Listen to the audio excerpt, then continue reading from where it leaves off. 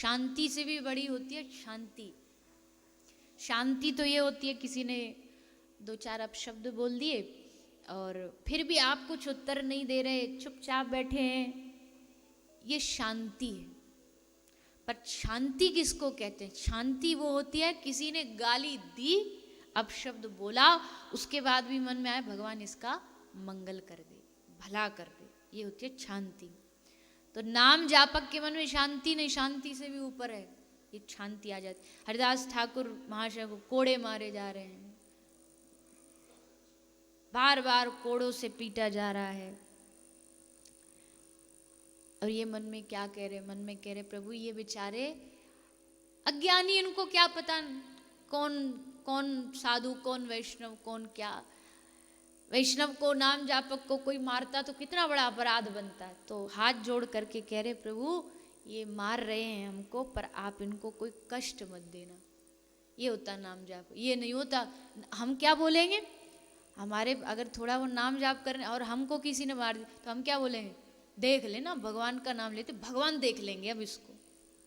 लो हो गए नाम जापक, बड़े सिद्ध नाम जापक मानते अपने।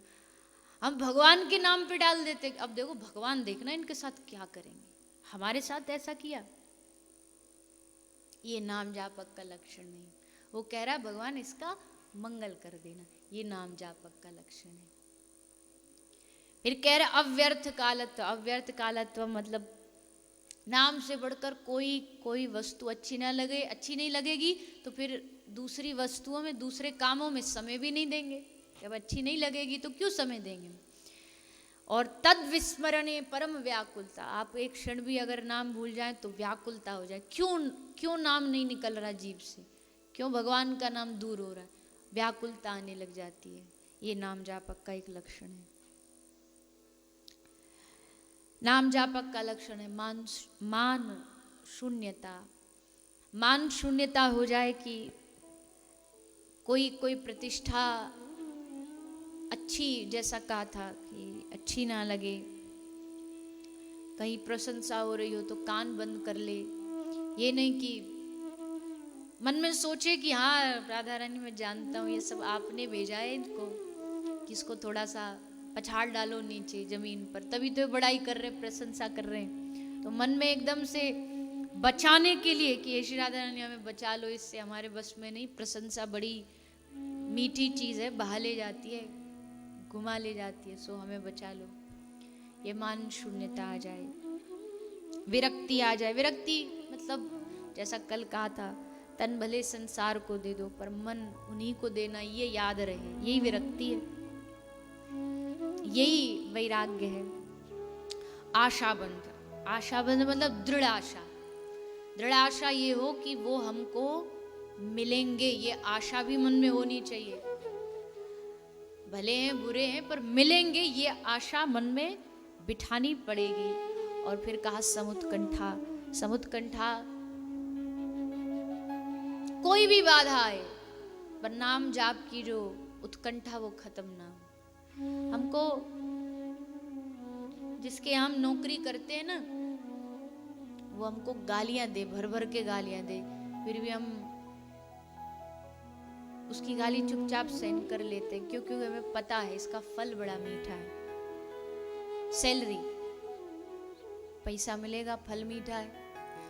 वैसे ही कोई कैसी भी, कोई हमें कुछ भी बोले, कुछ भी कहे, गाली दे, पर नाम जापक नाम नहीं छोड़ेगा। उसको कहते समुत्कंठा। मन में उत्कंठा हो नाम जपने, प्रभु नाम में रुचि हो, भगवान से जुड़े हुए स्थानों पर जाने की रुचि हो, धाम में जाने की रुचि हो, भगवान की लीलाओं को देखने की रुचि हो। ये सब नाम जापक के लक्षण हैं। ये सब पढ़ करके फिर समझ आता, अरे अभी तो पहली सीढ़ी पे ही नहीं चढ़े हैं और घमंड इतना है कि हम बड़े नाम जापक, पहली सीढ़ी पे नहीं चढ़े, बताओ आगे तो तब चढ़ेंगे। पर फिर भी नाम जाप करते रहिए।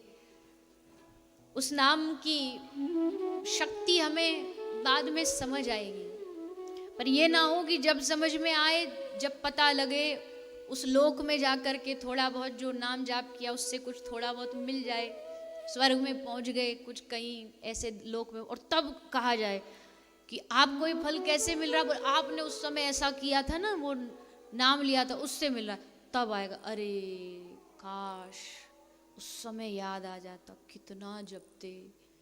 जब ये मिल गया उतने से, तो अगर सचमुच हम अपने आराध्य देव का नाम जपते तो क्या मिल जाता, काश उस समय याद आ जाता।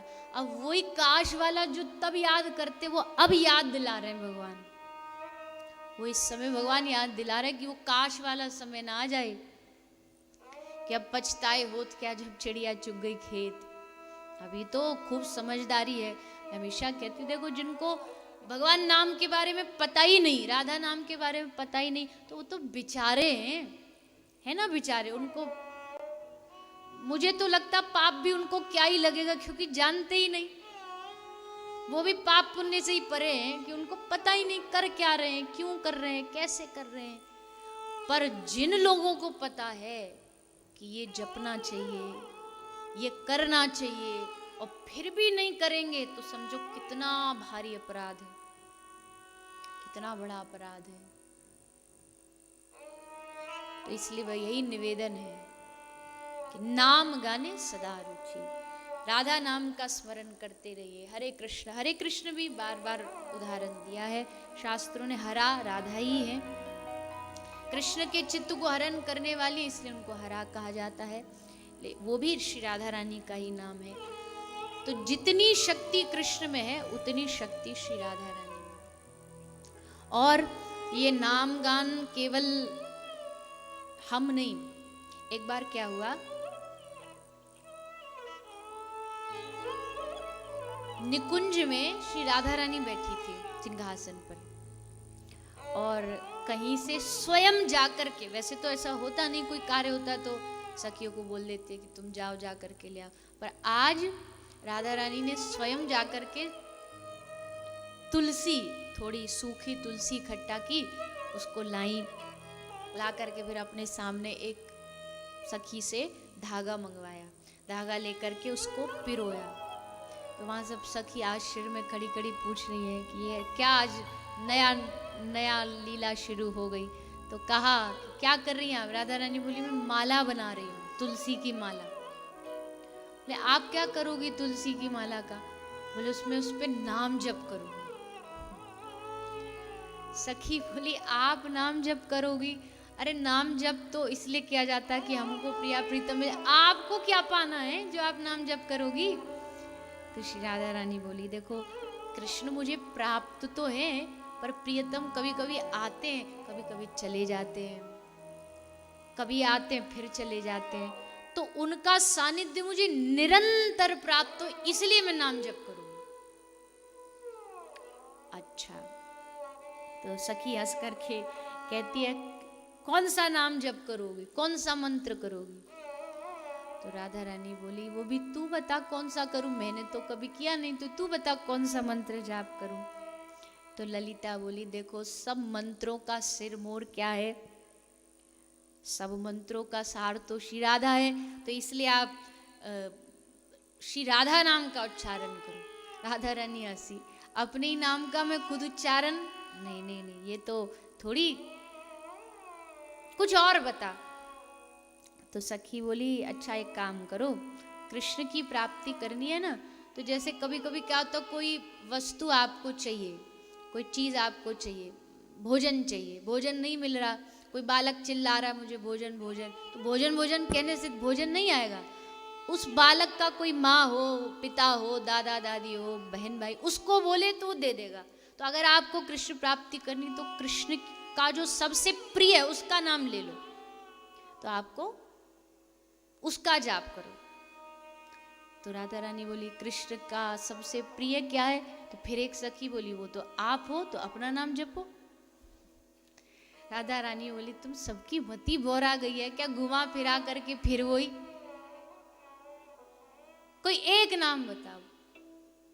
तो ये सब चर्चा चल रही थी, इतने ही वहां श्याम सुंदर आ गई।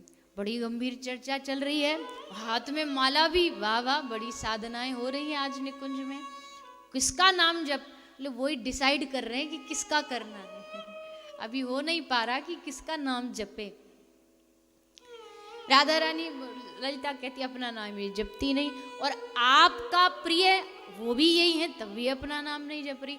आपका नाम इसलिए नहीं क्योंकि प्राप्ति आपकी करनी है ना, तो फिर क्या करें। तब जी राधा रानी ने एक उपाय निकाला। देखो श्याम सुंदर को मैं प्रिय, पर मेरे बाद कौन प्रिय है? बोले मेरे बाद तुम सखियां जितनी भी है, तुम श्याम सुंदर को प्रिय हो, चलो अब तुम्हारा नाम जप करो। और राधा रानी माला लेकर के उस मणियों पर, एक मणि पर बोलती है ललिता, अगले पे बोलती है विशाखा, अगले पे बोलती है इंदुलेखा, अगले पे बोलती है चित्र, सबका नाम जप कर रही है। श्याम सुंदर बड़े राजी हो रहा, आज से ही मंत्र जाप शुरू हुआ आपका। राधा रानी बोली चलो काम करो, सब सिंहासन वगैरह लगाओ, इन सखियों को बिठाओ, आज इनकी पूजा करेंगे। सब भागी वहां से। आज तो प्रभु ये उल्टी धारा कहाँ से बह गई, ये हमारा कहाँ, हमारा स्मरण, हमारा ध्यान। सो सब वहां से भागी और वो सब सखी चली गई। यही चाहते थे दोनों प्रिया प्रीतम एकांत।